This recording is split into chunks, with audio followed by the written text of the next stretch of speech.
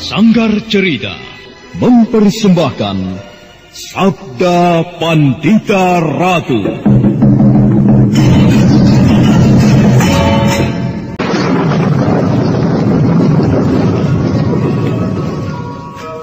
Sabda Pandita Ratu.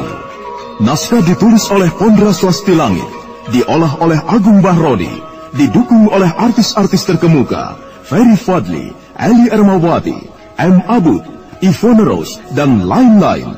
Teknik dan montase Ibing Arifin, dengan sutradara Dian Pertiwi. Sabda Pandita Ratu. Kali ini dalam episode ke-17 dengan judul Melacak Dunia Muksa.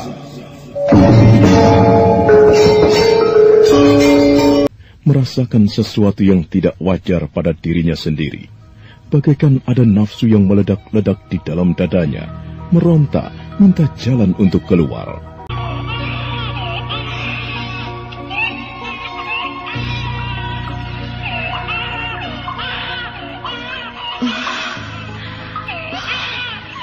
Anakku menangis. Ia tentu haus. Cup, sayang. Diam, sayang. Cup. Ia menyerap saripati di tubuhku dengan lahap sekali. Wah, ganasnya. Tubuhku bisa susut dan habis jika dihisap terus-menerus seperti ini. Lagi pula apa haknya ia menghisap tubuhku seperti itu? Apa haknya? Hentikan! Lepaskan! Enak saja kau sedot tubuhku. Diam! Diam! Diam! Ayo diam! Apa haknya menangis, ha? Diam, kataku! Sayang, ada apa menangis? Oh, kasihan. Kau haus? Apa yang baru saja ibu lakukan kepadamu, Parameswara? Diam, sayang. Kau haus ya? Menyusullah. Cup, sayang. Jagat Dewa Batara, kenapa denganku? Mengapa bisa melintas pikiran yang aneh itu di dadaku? Parameswara anakku, maafkan ibumu, sayang. Maafkan ibu, Cah Bagus. Menyusullah sepuasmu. Ibu tidak akan melarang. Jelas ada yang tidak beres denganku. Ada yang tidak beres. Ada yang janggal padaku. Mengapa perasaan asing itu bisa menyelinap di dadaku? Mengerikan sekali. Sungguh sangat mengerikan sekali. Jika aku kehilangan rasa sayang dan naluri ibu terhadap anakku sendiri. Tadi aku membentaknya, seolah tanpa sadar. Tadi aku menjadi panik mendengar tangisnya. Padahal sebelumnya, hal itu tidak pernah aku alami. Mengapa ibu jadi begini, Parameswara? Maafkan ibu, sayang. Maafkan ibu, Parameswara. Tadi ibu telah kasar kepadamu. Ibu tidak sadar sama sekali dengan apa yang ibu lakukan. Maafkan ibu, Cah Bagus. Maafkan ibu. Parameswara tidur lelap. Pipinya yang montok dan menggemaskan mengundang siapapun ingin menciuminya.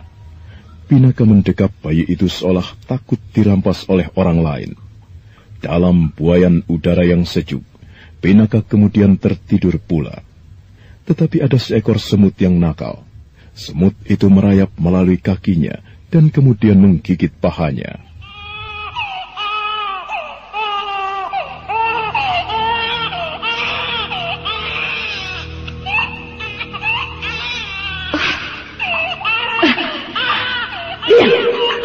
Diam!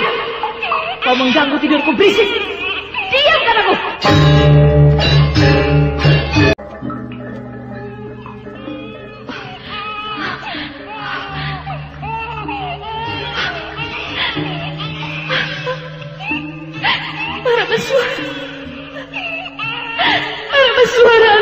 sayang. Mengapa ibu bisa jadi begini? Mengapa ibu bisa jadi jahat sekali kepadamu, anakku?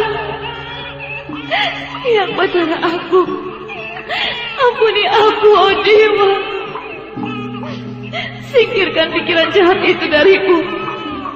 Ampuni aku, Yang Batara Agung. Parameswara anakku, Gen. Maafkan ibu, Le. Oh, ibu jahat. Ibu telah jahat kepadamu, Le. Maafkan ibu, sayang.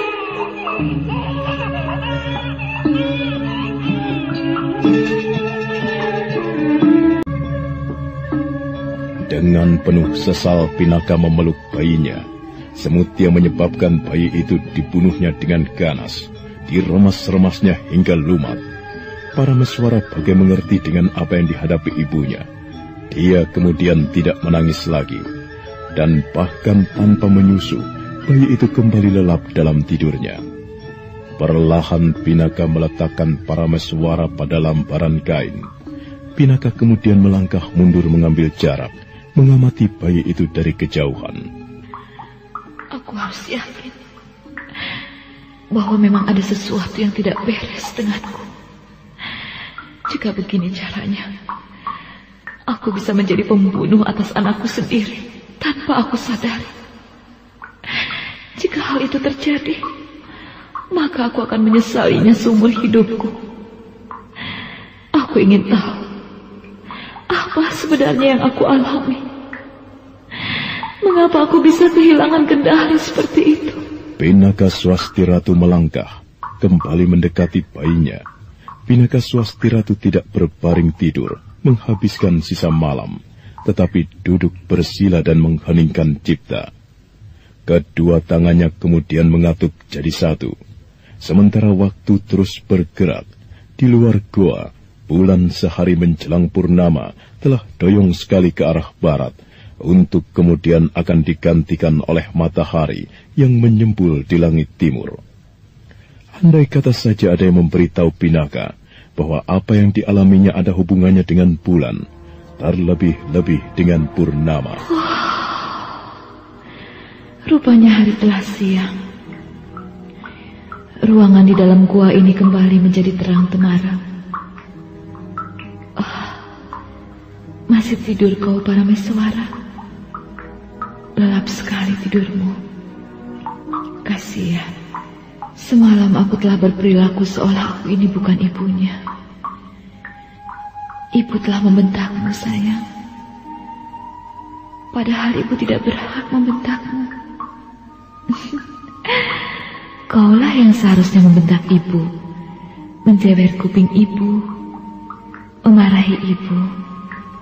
Pinaka meraih bayinya. Parameswara terbangun.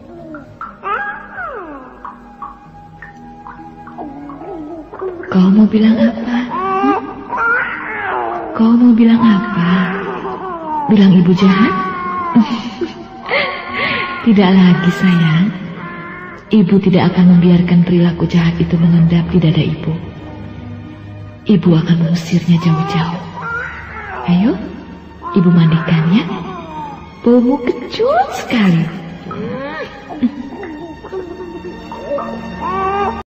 Dalam waktu yang merambat-lambat itu, Pinaka segera melakukan pekerjaan rutinnya, memasak beras yang cukup banyak ditinggalkan Kameswara, dan membersihkan diri. Dan selebihnya bagai menjalani waktu yang kosong menjemukan. Untunglah ada bayinya yang menjadi hiburan satu-satunya yang dimiliki. Tetapi dalam waktu yang bergerak itu, dipergunakan Pinaka untuk merenungkan apa yang telah terjadi, melacak di mana letak sumber kesalahannya. Aku telah menjadi orang yang gampang sekali marah. Aku menjadi pemarah. Mendengar tangisnya aku menjadi sangat panik. Dan aku kehilangan kendali atas diriku sendiri. Aku merasa sangat tidak senang dengan tangisnya. Kemudian ada keinginan yang tidak terbendung untuk menamparnya atau mencekiknya. Oh, ya Jika aku kehilangan kendali semacam itu, aku sangat berpeluang untuk menjadi pembunuh anakku sendiri.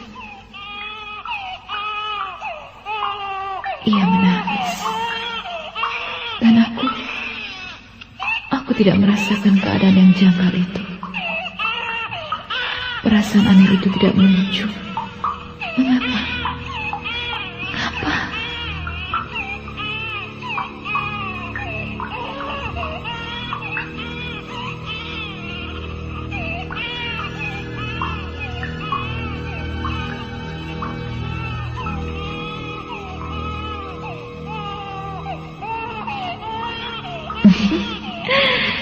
Cup sayang, cup. Oh, jangan menangis ya. Kau haus? Iya. Ayo, minumlah sepuasmu. Minum sayang. Ayo.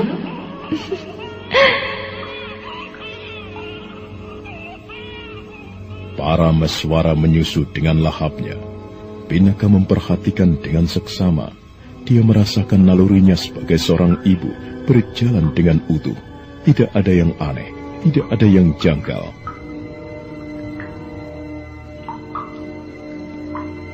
Tidak ada yang janggal pada jiwaku. Perasaan aneh itu tidak muncul lagi. Aku merasa sadar sepenuhnya. Mengapa sikap di luar kendali seperti yang kualami semalam itu bisa terjadi? Apakah karena aku merasa sangat tertekan berada di tempat yang terkukung ini? Dan sebagai pengejauhan tahannya adalah apa yang kemudian aku lakukan? Rasanya tidak. Ya, tidak. Aku tidak merasa tertekan. Aku penuhi perintah Kameswara untuk tetap berada di sini dengan ikhlas. Karena aku tahu itu semua demi keselamatan anakku sendiri. Jika demikian, apa yang tidak beres denganku? Mengapa aku bisa kehilangan kendali? Aku bisa membunuhnya tanpa aku sadari. Apa yang harus aku lakukan? Kameswara, kau sendiri, apa yang kau lakukan? Lama kau tinggalkan aku di sini, kau belum juga kembali. Sang waktu terus bergerak, mengantarkan semua kehidupan ke arah masa di depan, meninggalkan masa silam semakin jauh di belakang. Siang pun kemudian bergulir ke arah petang, sementara matahari semakin rendah untuk kemudian lenyap di belahan langit barat. Purnama datang, memancarkan sinarnya yang benderang. Perbawa yang dipancarkan bulan itu serasa menyentuh ke dalam sanubari Pinaka Swasti Ratu. Sesuatu yang tidak wajar itu dirasakannya kembali.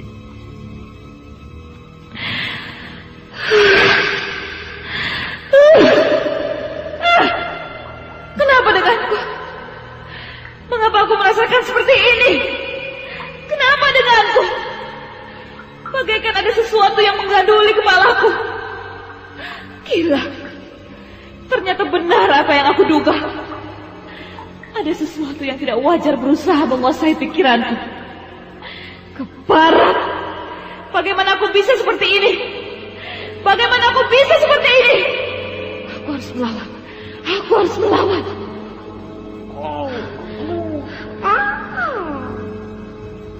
Purnama di luar air terjun nampak memanjat semakin tinggi. Pinaka tidak menyadari bahwa pengaruh jahat itu berkaitan dengan cahayanya yang terang benderang. Pinaka yang masih cukup sadar segera duduk bersila. Kedua tangannya saling bertaut di depan dada, bagaikan orang tengah menembah. Aku tidak mau larut oleh keadaan aneh ini. Aku harus menguasai diri. Aku tidak boleh larut dan kehilangan kendali. Kuasai dirimu, Pinaka. Ayo, kuasailah dirimu. Kau bisa membahayakan anakmu. Ingatlah itu, Pinaka. Jika kau kehilangan kendali, kau bahkan akan sanggup membunuh anakmu. Kau akan menyesal seumur hidupmu. Ayo, Pinaka, kuasai dirimu. Pikiran-pikiran aneh yang tidak diketahui dari mana asalnya itu bagai berusaha mencengkram Pinaka dengan sekuat tenaganya. Tetapi Pinaka tidak mau mengalah begitu saja. Dengan segenap nalar dan budinya, dia mencoba melawan.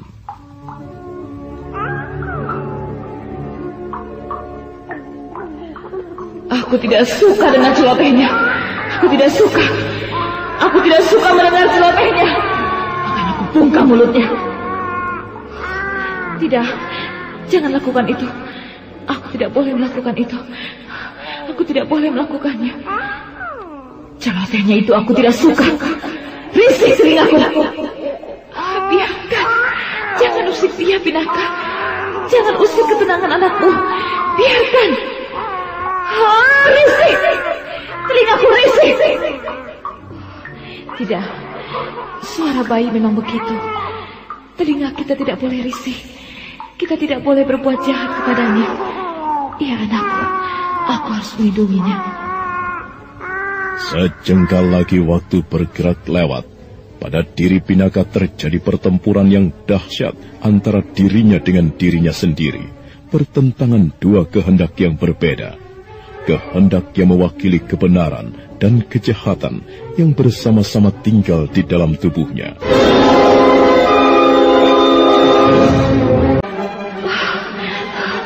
Aku tidak boleh menjelakai anakku. Lebih baik aku nimpahkan pada yang lain.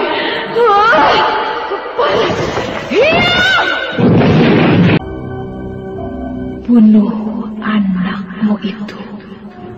Bunuh dia. Tidak, aku tidak mau melakukan. Kau tidak bisa menolak. Kaulah kepanjangan tanganku. Kau tidak bisa menghindari kehendakku. Bersetan denganmu, Uma Durga. Jangan pengaruhi aku dengan cara yang kecil itu. Aku ibunya. Aku tidak akan membunuhnya. Ayo, kemari kau Durga. Aku yang ingin merusak kulitmu keparat. Kau tidak bisa menghindari takdirmu, perempuan sombong. Kau harus menjadi kaki tanganku. Bunuh anak itu. Cepat lakukan. Tidak. Aku tidak mau keparat. Pengaruh jahat yang tidak diketahui dari mana asalnya itu membuat Pinaka semakin liar. Dia mengamuk bagaikan singa kehilangan anaknya. Suara gemuruh dinding-dinding padas yang terhantam oleh ayunan tangannya justru membuat anaknya jadi menangis.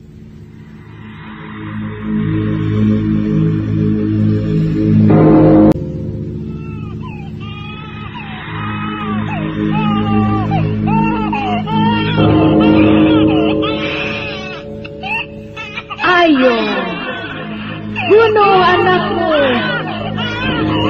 Diam. Ayo diamlah. Diam kataku. Tutup mulutmu. Jangan menangis. Jangan menangis. Aku bunuh kau.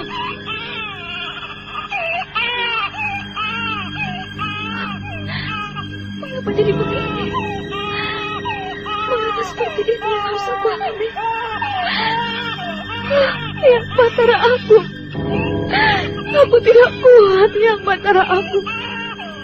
Ampuni aku. Ampuni aku. Aku tidak tahan lagi. Ampuni aku, Yang Batara aku.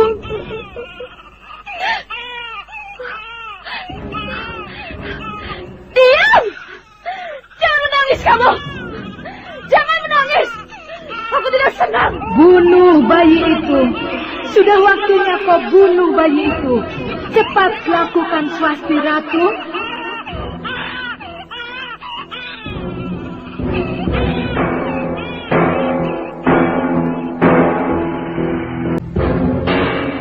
Sebenarnya lah, waktu telah merambat semakin ke tengah malam.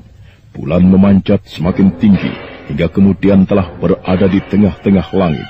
Titisan Uma Durga nampaknya menggunakan kekuatan Dewi Malam itu untuk mempertajam pengaruhnya pada Pinaka. Hingga kemudian, betapa terperanjatnya Pinaka melihat ada sesuatu yang muncul dan menyakiti telapak tangan kirinya.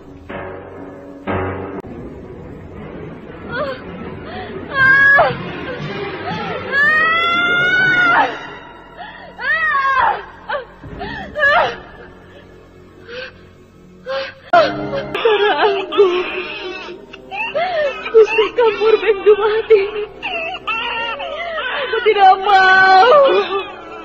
Aku tidak mau menjadi pembunuh anakku sendiri. Aku tidak mau.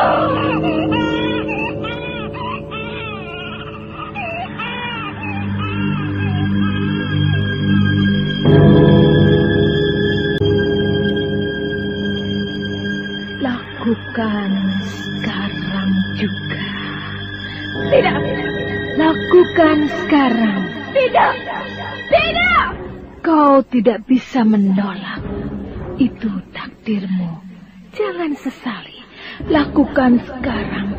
Bunuh anak itu. Bunuh dia. Jangan paksa aku. Aku tidak mau. Aku tidak mau. Tidak. Bunuh anakmu. Ayo, bunuh anakmu. Lakukan sekarang. Kau tidak punya pilihan lain. Takdir telah mencengkram Pinaka dengan ganas. Simbol Trinetra telah muncul di telapak tangan kirinya, menggerataki cara berpikirnya, menghancurkan kesadarannya. Beberapa saat lamanya, Pinaka nampak berjuang untuk menguasai diri. Tetapi semakin lama kekuatan jahat itu semakin mencengkramnya, menghapus sama sekali pikiran waras yang ada. Swasti Ratu berdiri, matanya telah berubah merah, pandangannya liar.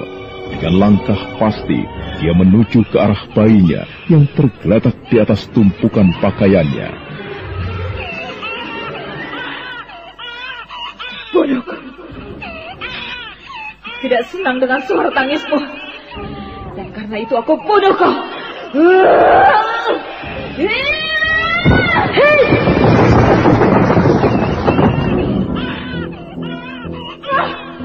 Berikan anakku. Bibi, sadarlah Bibi. Bibi harus menguasai diri. Ayo Bibi, sadarlah. Berikan bayi itu. Aku harus membunuhnya. Tidak Bibi. Bibi tidak boleh membunuhnya. Dia anakmu sendiri. Mengapa Bibi akan membunuhnya? Tidak boleh. Dia anakku. Aku berhak membunuhnya. Tidak bisa. Tidak ada manusia yang berhak membunuh orang lain. Berikan kepadaku kembaran. Tidak. Tidak boleh Bibi. Bibi yang harus menguasai diri sebaik-baiknya. Lakukan itu Bibi. Bibi sedang berada dalam pengaruh kekuatan jahat. Bibi harus melawannya. Berikan, atau aku bunuh kau sekalian. Aku terpaksa melawan Bibi. Aku tidak akan membiarkan Bibi melakukannya. Parat iblis laknat. Kau berani melawanku, ha? Berdebah. Aku bunuh kau.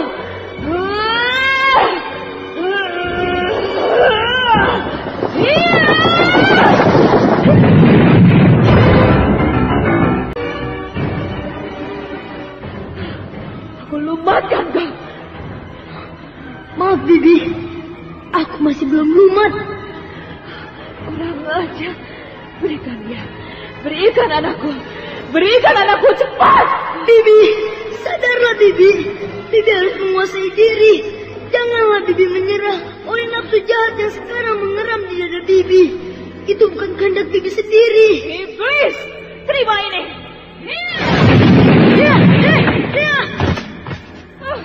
Jangan bawa anakku. Jangan bawa anakku.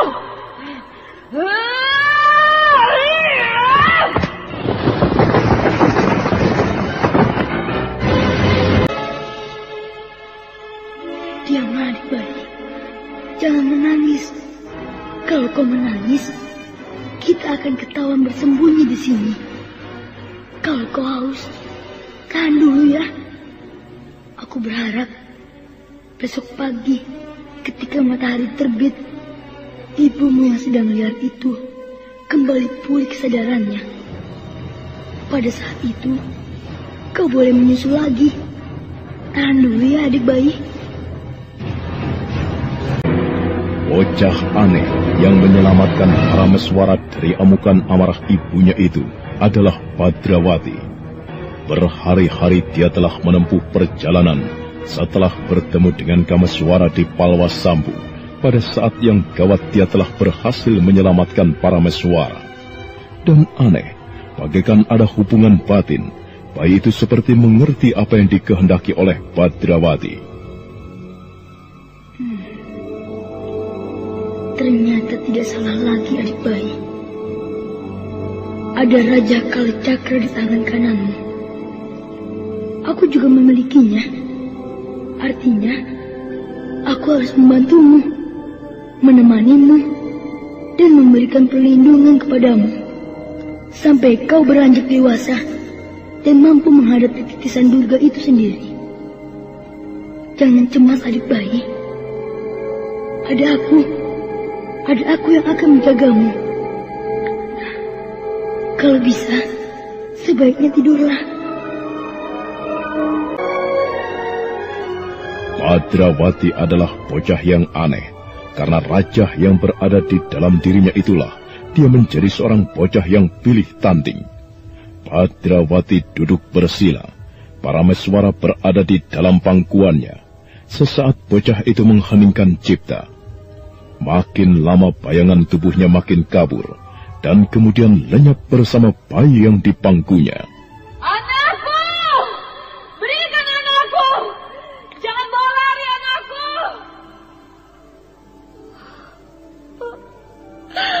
Anakku Parameswara. Di mana kau sayang? Anakku Parameswara. Di mana kau sayang?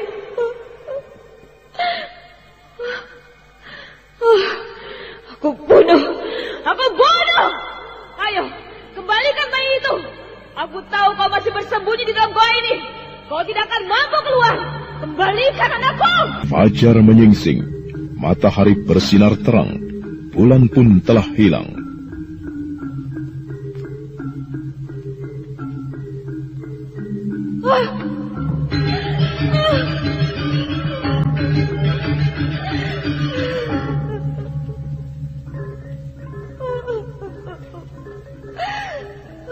Yang mana aku? Mengapa aku jadi begini? Parameswara anakku. Di mana kau sayang? Parameswara.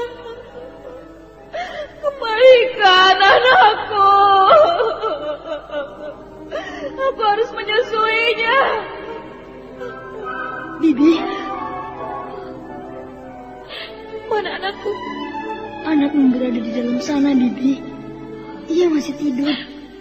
Tetapi yang lebih penting, apakah Bibi menyadari apa yang sedang terjadi? Kau siapa? Namaku Badrawati, Bibi. Lihat tangan kananku ini. Takdir telah hinggap padaku. Tiba-tiba di tangan kananku muncul tanda aneh seperti ini.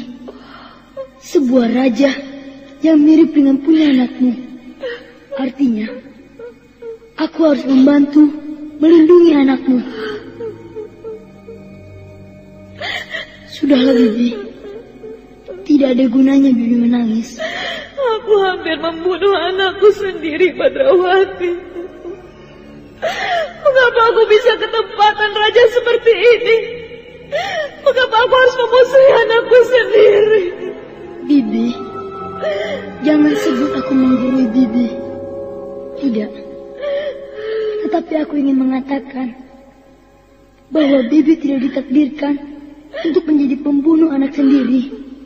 Itu tidak mungkin. Lalu, bagaimana dengan simbol di telapak tangan kiriku ini, Alek? Bagaimana? Seorang ibu ditakdirkan untuk menyayangi anaknya. Tidak ada ceritanya ibu ditakdirkan untuk menjadi pembunuh atas anaknya. Pemuja kegelapan itu salah jika memanfaatkan Bibi untuk keinginannya itu. Bibi, yang penting Bibi harus berusaha menguasai diri, mengendalikan diri. Aku yakin kelak Bibi akan dapat membebaskan diri dari kutukan yang salah alamat itu, terutama di saat malam hari dan bulan. Semalam bulan purnama, Bibi. Titisan Durga itu menggunakan kekuatan cahaya bulan untuk mempengaruhi Bibi. Di mana anakku sekarang, Le? Bibi harus berjanji lebih dulu. Bibi harus mengendalikan diri. Bibi tidak boleh larut oleh bisikan-bisikan yang tidak seharusnya. Ya, aku berjanji. Aku tidak akan larut lagi. Mari, Bibi.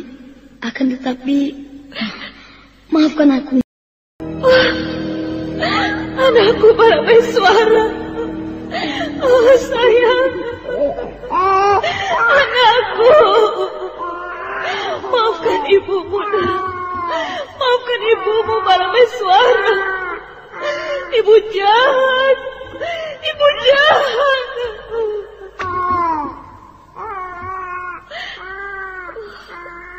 Maafkan ibu, sayang. Ibu tidak akan jahat lagi kepadamu. Ibu rela mati daripada harus menjadi sumber celaka bagimu. Maafkan ibu, sayang. Banjir air mata Pinaka membasahi pipi anaknya. Dengan gemetar dan segenap perasaannya, Pinaka membusai rambut Parameswara yang hitam lebat. Nah, bagaimana kisah selanjutnya? Saudara pendengar, untuk mengetahui jawabannya, ikutilah kelanjutan kisah ini dalam seri berikutnya. Sampai jumpa.